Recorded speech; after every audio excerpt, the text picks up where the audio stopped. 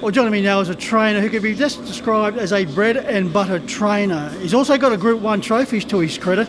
He's also responsible for giving one of our rising stars, who is now a star, a very important kick to his career. We'll find out more by joining David Waite.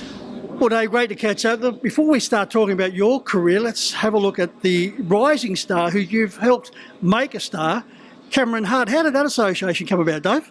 Yeah, Cameron was a young guy that I'd watched drive a little bit in the Riverina area, and I always sort of fancied myself picking a future star in the sulky, and I thought Cameron was doing a good job there. And when Cameron moved to Sydney to work for Shane Sanderson, I never had one particular driver at the time, and I thought it might have been a good opportunity to join up with Cameron. And Cameron started driving a few for us, and it was probably a couple of years ago now, but he's probably nearly drove 100 winners, I think, for me up to now, I think, Mike.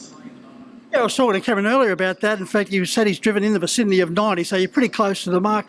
You've always been a reluctant driver. Yeah, I did drive early in the piece, Mike. I've always been a little bit heavy, a bit stocky, and do get a little bit nervous at the track, as most people are probably aware of that. And I thought it reflects a little bit with the driving side of it. I did drive quite a few winners. I did drive one winner at Harold Park, and yeah, but I sort of relied on the guys that I thought were better drivers, lightweights, a little bit gamer. When I first decided to stop driving, Darren Hancock actually took over as my stable driver, and Darren had a hell of a lot of success for me, and still a great driver now, Darren. Good man. The decision to stand aside and get Cameron Hart involved with your stable has been good for all concerned. Yeah, I think definitely Cameron's he's a favoured driver. A lot of people notice his talent. He's gained a lot of confidence driving up here in Sydney. He's a very good driver. He's a very likeable guy, very quiet. He's from a very good family. You know, they're stemmed in racing, and yeah, Cameron's a really good kid. I think the world of Cameron. Not just because he's done well for us with the driving, but he's a very nice young man. Very nice young man. David, let's have a look at your career. As a 14-year-old, 15-year-old, you were playing junior rugby league in Revesby. Certainly harness racing wasn't on the radar at that particular stage. No, Mike. The furthest thing on my mind was horses. I was terrified of horses when I was younger. But my elder brother Patrick got involved in a little bit of training and driving. We were learning the trade through a neighbour of ours at the time, Ray White. And not long later then I followed and gave away the footy and gave away probably doing well at school. And that was a long time ago now, but I still got a lot of passion for the harness racing game, you know, all these years later, Mike. Once it gets into your blood, Dave, it's pretty hard to get rid of. Yeah, it's very, it gets in there, it gets in your blood, and you've got to put a lot of time and effort into it. There's a lot of ups and downs, mainly downs in this game, but you just got to keep poking along. But you know, I've seen some great drivers, I've seen some great horses, and yeah, I've sort of done a bit of everything in the game, and I'm still very, very keen with my training and that side of it at the moment. That's for sure. Your involvement, along with your brother Pat, then led to your father John getting involved in harness racing. And now here's a gentleman who has filled numerous and varied roles in harness racing. Yeah, Dad got involved shortly after me and my brother Patrick got involved with the horses, and he ended up driving the mobile. He does a lot of starting. He still works at Goulburn now in Bankstown. He was on the committee at Bankstown Paceway for 25, 30 years. He's still on the committee there now. Bankstown's struggling a little bit these days, but Dad always tries to chip in and give a little bit of help down that way. And because we were originally from down that way, I trained most of my career down at Bankstown. We moved up to this area, Thilmere, near Picton, bought our own little property up there about 20 years ago. But yeah, my father got involved through me and my older brother Patrick getting involved in the harness racing, and yeah, Dad still loves it. He loves it. He's a very friendly guy. He's got a lot of friends in the game, and he's very welcoming. He still goes around wishing everyone all the best when they win a race. And yeah, no, he's definitely he's been good to me too. He's been a very good rock for me over the years. David, I mentioned you had a Group 1 trophy to your credit. Go back to 2001, Muddy Rivers.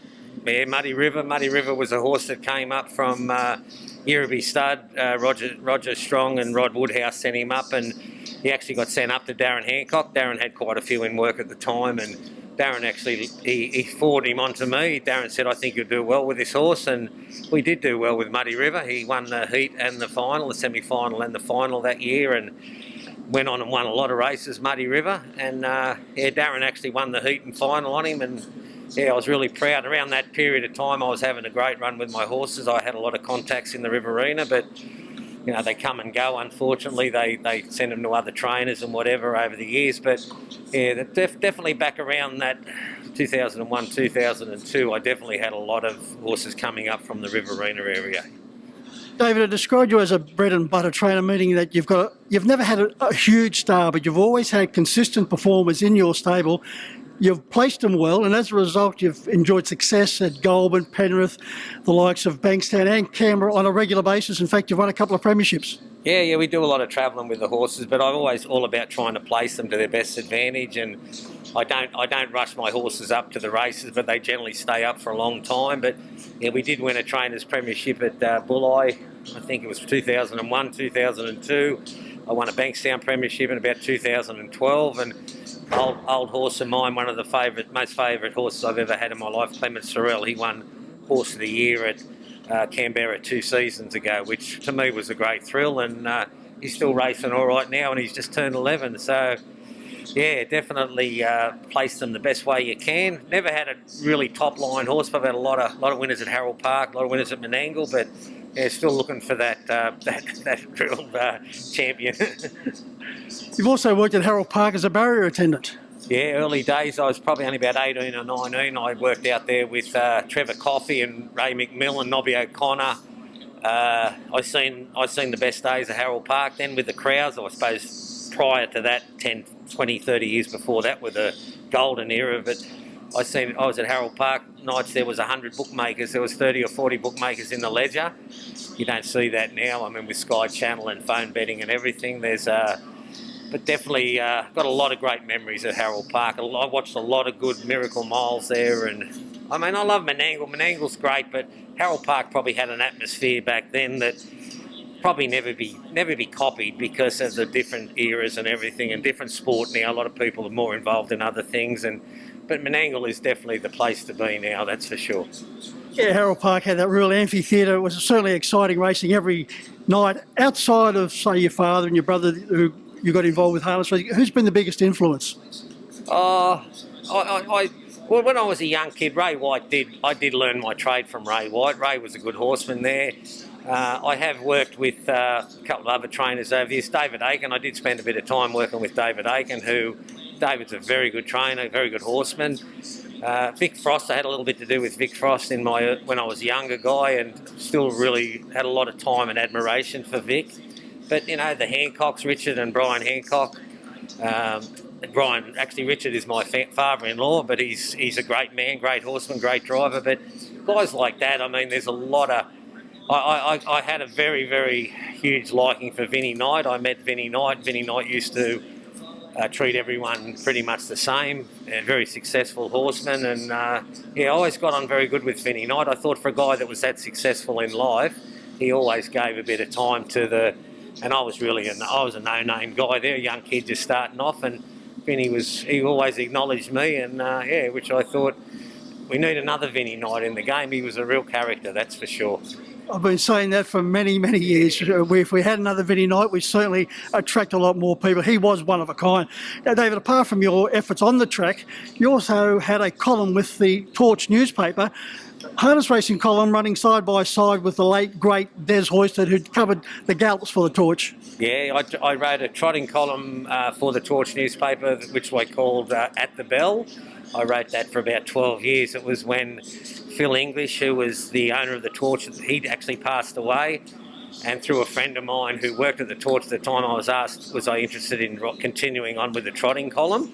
And that was John English, Phil English's son John. They asked me, and I was going to do it just for a while. I think I ended up doing it for 12 years. But I did meet Des Hoysted. Des Hoysted was an absolute gentleman of a man, great race caller, great journalist, you know what I mean? But through that, I met a lot of journos and that through the times over that period, and went on for about 12 years, Mike. I think I wrote that column.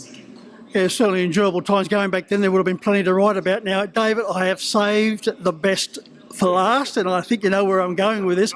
I've got it on very good authority. You are a wonderful Elvis Presley impersonator, and you're still doing it at the Picton Bowling Club where you work a few nights a week. Now, I'm going to allow you to relax the mask a little bit, take a deep breath. I want you to belt out an Elvis Presley song for me. I don't know how far I can go with this, but I'll... Kentucky Rain's a pretty good song with Elvis, and I'm a bit croaky and nervous, but I'll give it a go here. We'll just say 7 lonely days and a dozen towns ago, I reached out one night and you were gone. Don't know why you run, what you're running to or from. All I know, I want to bring you home. That'll do. David, well done. I appreciate you being a good sport, being involved with that, but I've heard it on very good authority. You were good, and no doubt with a little bit more, a bit more coaching, you would have been spot on. But David, it's been great to catch up with you, have a chat about your career, and thanks very much for being a good sport. I appreciate the opportunity, Mike, and definitely enjoyed talking about harness racing, and I just thank you for the opportunity to speak today. Sorry about the singing, I am a little bit out of form, but anyway, we'll keep trying.